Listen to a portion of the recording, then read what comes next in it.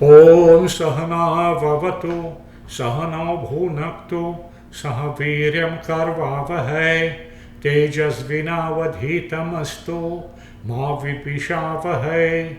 Om Shanti Shanti Shanti Hari Om. Namaskar.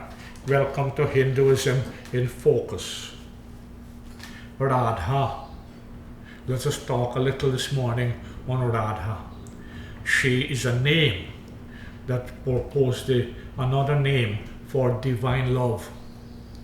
We all have seen Radha along with Sri Krishna in so many temples, and we know that they are the embodiment of love, Radha Krishna, the purest form of love. But many of us do not know who Radha was and what happened to her after Krishna left Nandagal. Who was Radha? And how did she come upon earth? And why? Are some pertinent questions. The major religious texts, such as the Mahabharata or the Padma Purana or the Srimad Bhagavatam or Harivansha, these cover the life of Sri Krishna. But there is no mention of Radha in any of these texts. The village cowherd girl Radha, who lived only for Krishna, whose life and soul and everything else was dedicated to Krishna, has not been mentioned in any of these prime texts. The first mention of Radha is in Jayadeva's Gita Govinda.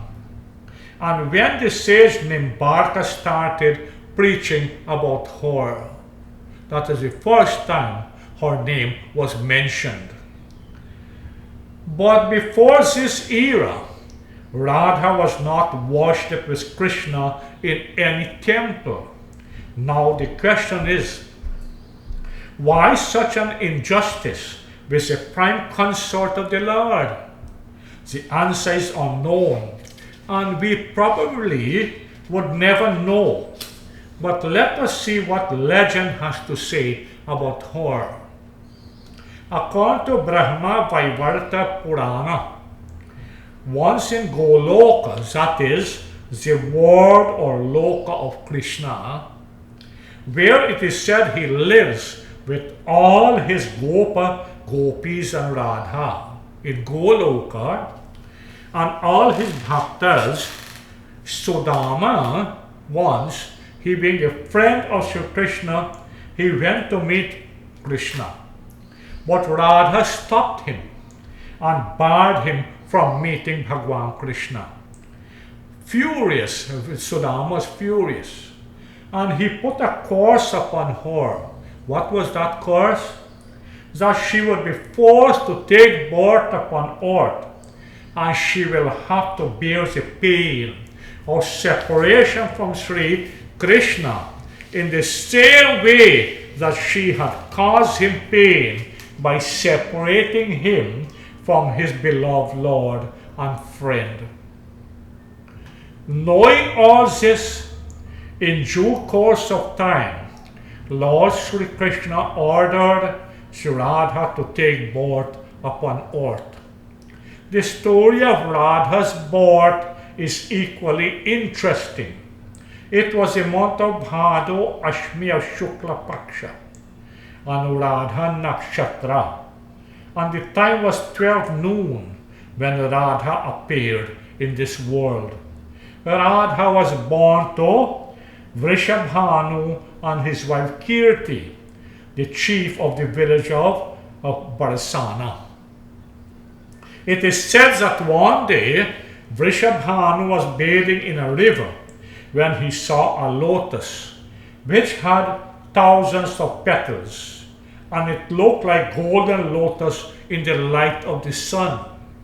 And when it came closer, he saw a small baby girl inside that flower.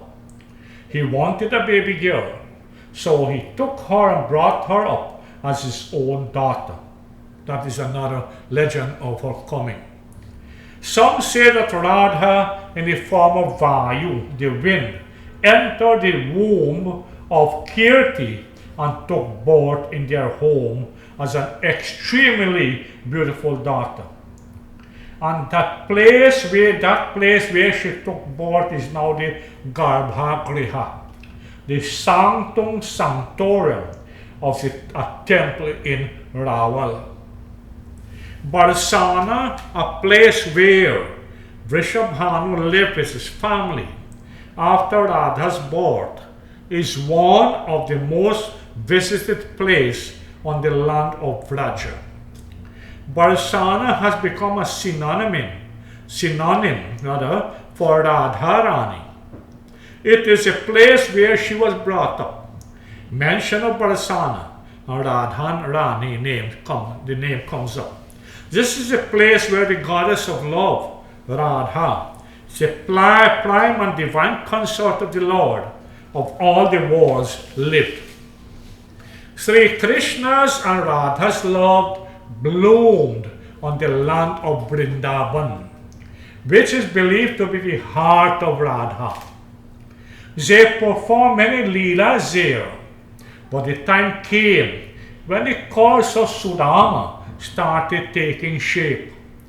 Krishna was about to leave for Mathura to confront Kamsa. Before leaving, Krishna made Radha give him her word that she would not shed even a teardrop once during his absence from her. Radha, after such a long absence from her Lord, became heartbroken and completely devastated, made a promise that she would not shed tears. Krishna told her that her love is unconditional and he would be indebted to her till the end of time, and the land of Vraja will always be known as her place, and everyone will chant her name instead of his. Unto today, people in Vrindavan say Radhe Radhe while talking or greeting each other. Radha is in every grain, every blade of grass of Vrindavan. Every house or even tree in Vrindavan has Radha's name written on its wall or trunk. Such was Radha's devotion and pain that Krishna granted her a boon. What was that boon? That her name would be taken before him. So we say Radha Krishna. It is not mentioned anywhere what happened to her after Krishna left for Mathura. It is believed that without the Lord, Radha had become just like a lifeless body. Her face, which had once looked like a beautiful lotus, had now become like a faded flower. Her complexion, which resembled molten gold, was now black like that of the Yamuna. She would now wander in Vrindavan and other places where she had spent time with Krishna, living in memories only. She would ask everyone where her Krishna was and when she was coming back. Such was the intensity of her love for Krishna. Her pain was only known to the other gopis who felt that same pain. They revered Radha like they revered Sri Krishna. There are many beliefs as to what happened to her towards the end.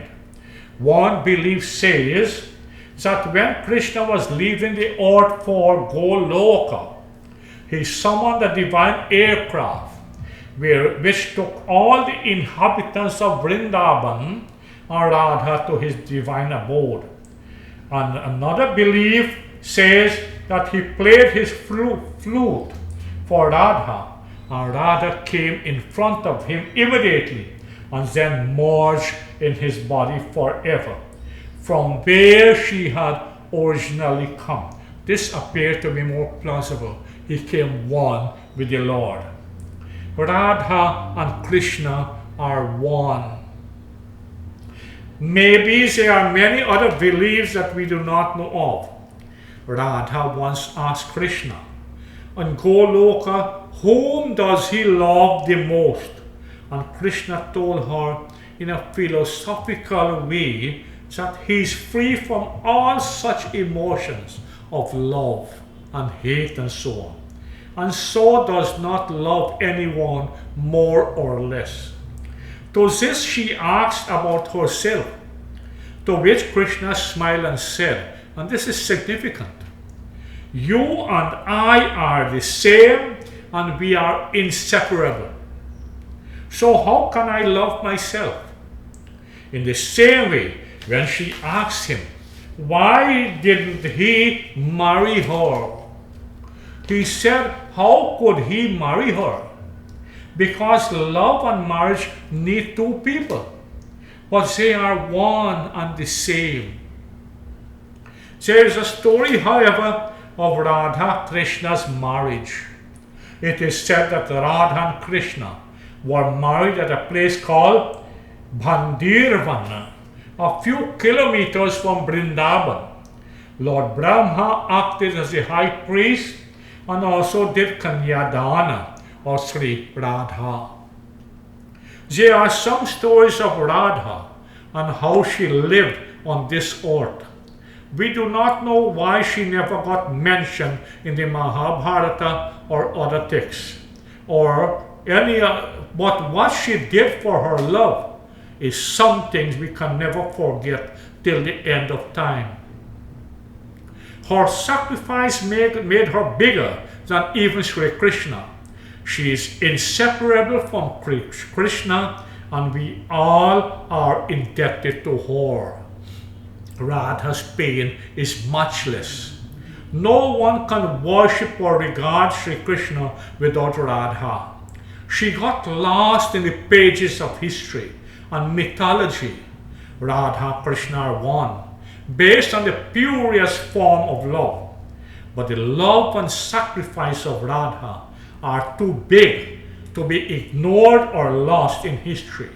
No matter how much we debate about her existence, Srimati Radharani is the foundation of love and devotion.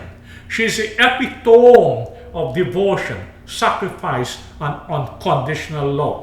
And no doubt that is why we love her so much with Sri Krishna and can't stop chanting her name.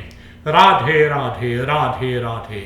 Om Shanti, Shanti, Shanti, Hari Om.